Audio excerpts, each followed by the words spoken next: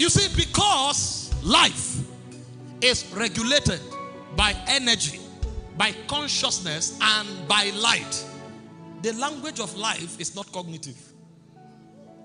The communications of life are in form of impressions. They are in form of knowings. They are in form of inspirations. And they are in form of promptings. And God designed this because He wants to have a personal and sacred relationship with you.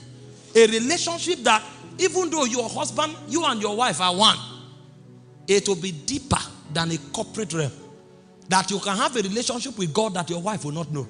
So sometimes you are lying on the bed and God is talking to you at a high frequency, but your wife is not aware what is happening. And sometimes God can be talking to your wife at a high frequency and you will not know what is happening. 2 days ago, we woke up and my wife said, Kai, she saw something that looked like a trance, and it looks as if a sharp object pierced our son. We now held hands and prayed quickly. You will assume that I'm the apostle. I should pick those frequencies. Life is personal. The person who is connected at that time is the one who transmits. Apostle can come with a title, but he can't pick the impression. The one who is connected is the one life is talking to. As we prayed that evening, some gold designs that they did on the bed now fell. But because we prayed, they carried my son from the bed before he fell. Now, if she didn't pick that impression, that one you don't read it in a book. It's impression. Now, if you are growing in life, you will now discover that impressions will become stronger. Promptings will become stronger. Knowings will be so strong that you will believe it more than what they are saying on the news. They can tell you that something is about to go wrong in a business, but you have a prompting to invest now. That time that they are saying something is about to go wrong, all the analysts sat down and said, it is true. That's when you invested. And at the end of the day, only you will profit out of 10 million people. They will not know the book you read. If they come, even you can't explain it. The thing is that you are connected to something in the spirit. It's called life. And so when people want to manifest God in His fullness, they need to come back to the government of life. He said, the law of the spirit of life has set me free from the law of sin and death. That means every disadvantage that this world and death brings to you, the way to escape out of it is to align to the dictates of life, which comes in form of promptings. It's on the strength of those dictates that sons are born. Because you are not a son, because you are male. In the spirit, a son is not a male. In the spirit, a son is one who has the image of the father. And in the spirit, a son is one who is led by the spirit. He said, as many as are led by the spirit of God, they are the sons of God. And he said, we are created in His image and in His likeness. He said, Christ bore His image. So imaging and yieldedness is what produces sonship. And that is not something you learn from a Bible school. You learn it from the college of life through promptings and inspiration. But you see, for you to come to that point where life can become your teacher, you must come under the government of life first. And so the way life will route it is that the easy way to get your attention is to bring government over you. And because He knows you will not pay enough attention to pick those signals, He will wait until somebody offends you and you want to fight. And life will say no. Your hand will be like this. Your reputation is at stake. If you don't strike this person, he will not know you. And next time he will misbehave. But if you want to, life say no. If you know that you are journeying into fullness, you will keep that hand down. You will be hot. But at the end of the day, that hand you dropped will now open a vent. That vent is the channel through which promptings will begin to grow. Somebody said something, you looked at the person, you know what you will say, and he won't sleep for 3 days. As you want to speak, your mouth will become heavy. Life will just come at the nick of time. He said, don't say it. Don't, it's personal. You can go to a Bible school, but you will not know life. He will hold you there and sometimes when you know that you are in a school, you will sing a lot of songs. When it happens like that, you just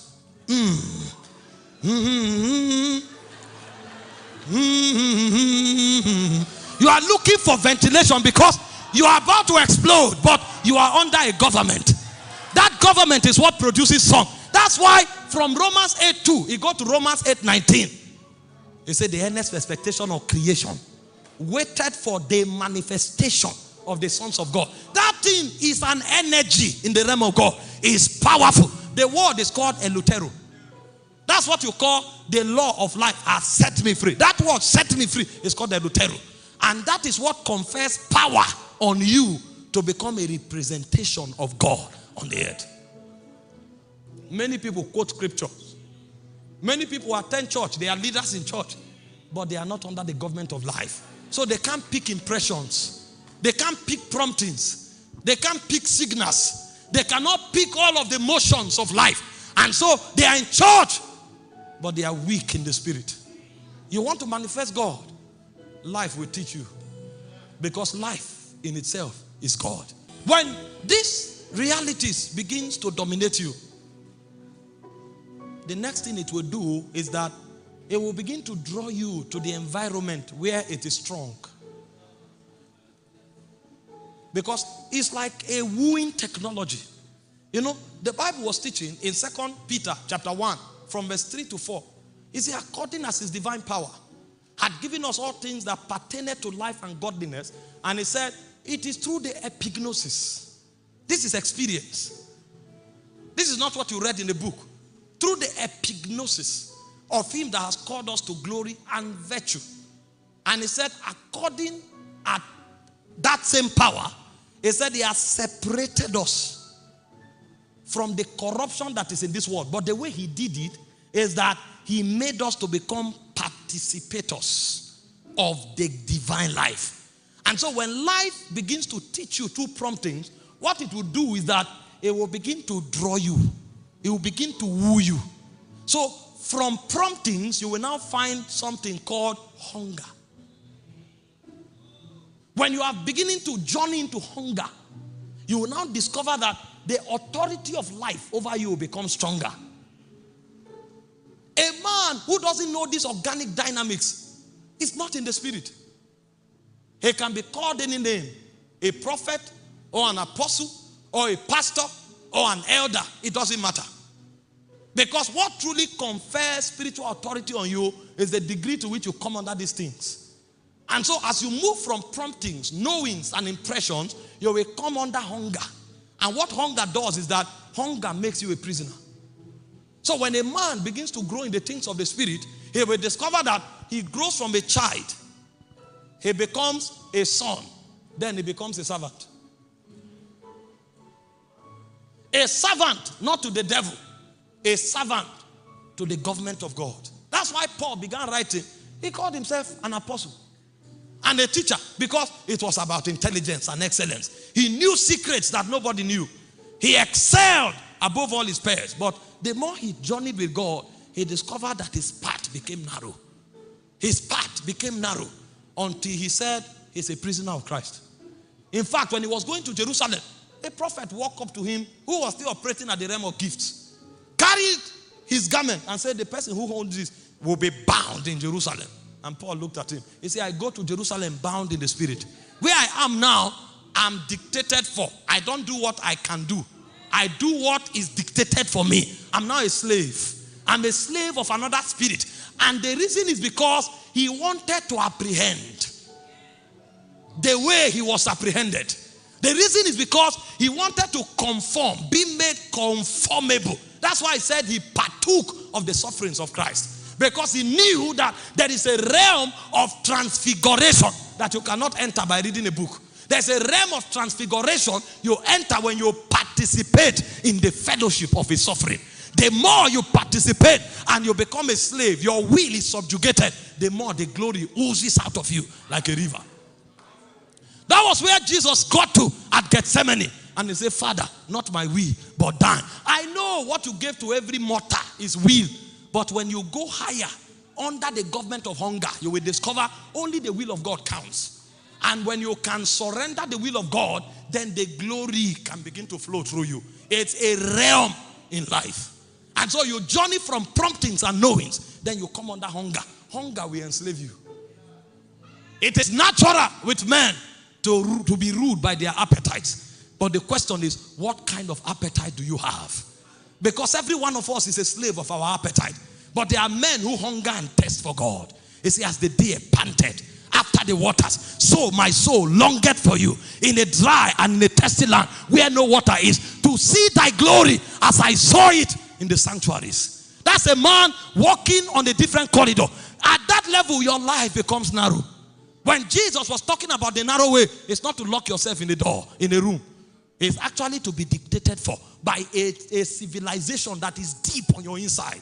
You can't explain it, but you can't do without it. A time comes where you have other opportunities, but like a pregnant woman, you don't have all those luxuries anymore. You know, a pregnant woman is not moved by Olympics. The weight is much, the burden is heavy. If you say there's Olympics, there's a body here, there's a body. You say, if you taste this soup, even what she eats is regulated. Because there's something happening on her inside. There's no way a husband can love her to bear what she's bearing. It's so deep that only her knows.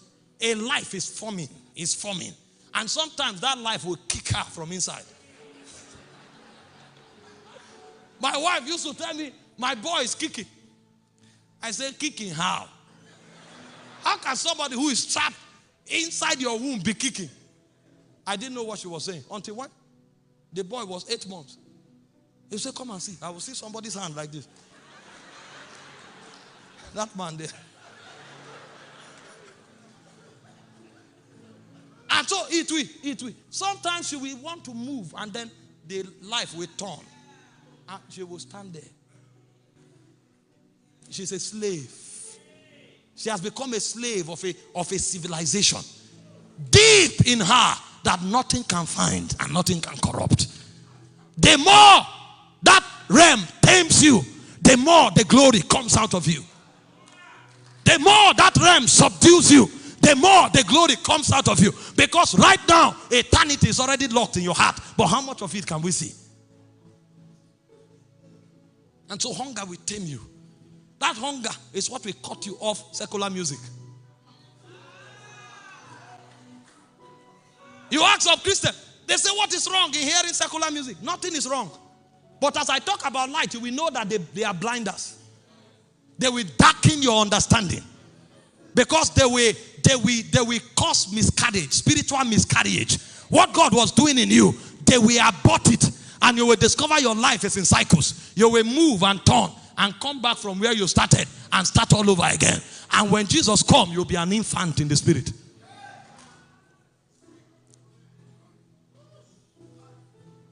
God designed it this way so nobody can deny. You can't say you didn't know because it's deep in your soul. You can't deny it. It's so personal that you know. In fact, when you come to judgment, you will judge yourself. Did you not read? Isaiah said in the year that King Uzziah died, I saw the Lord and his strength filled the temple. And suddenly he said, woe unto me. I'm a man of unclean lips. I dwell among unclean people. When you see that light, you can't deny it. Because God will have too many witnesses, intrinsic, for you to be able to deny. And so when life wants to bring you deeper, it afflicts you with hunger. And when you enter into the frequency of hunger, hunger is what now escorts you to light. And so when you come into light, the second syllable is activated. So it's a journey from life into light. Life mortifies. And life pulls you to where God can teach you. But when you come into light, a new syllable is activated.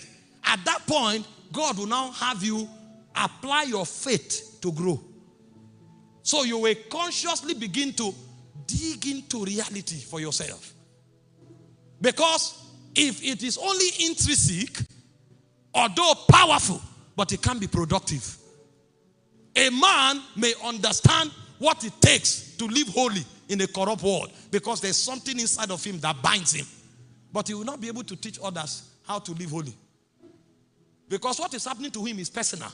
So when God wants you to be more productive, what God does is that he brings you to light so that you are taught what is happening on your inside. Because what is happening on your inside is too ancient that you yourself may not be able to explain it. You can't tell why you came back from work tired and you should sleep, but at night your lips are moving. Malakas, Sevakaila, Berakido, Baraga, Zazina Tanta, Berau Shalabande Kiato, Borakida Ba. You can't tell how every day, 5 a.m. on the dot, you wake up without alarm. No alarm, but you can't miss it by a minute.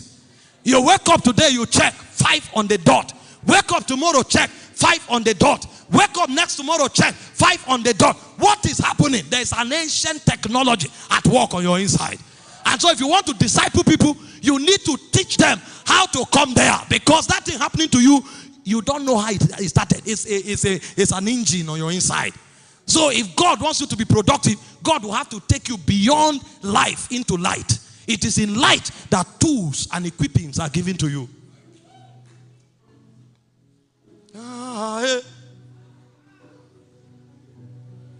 Yeah.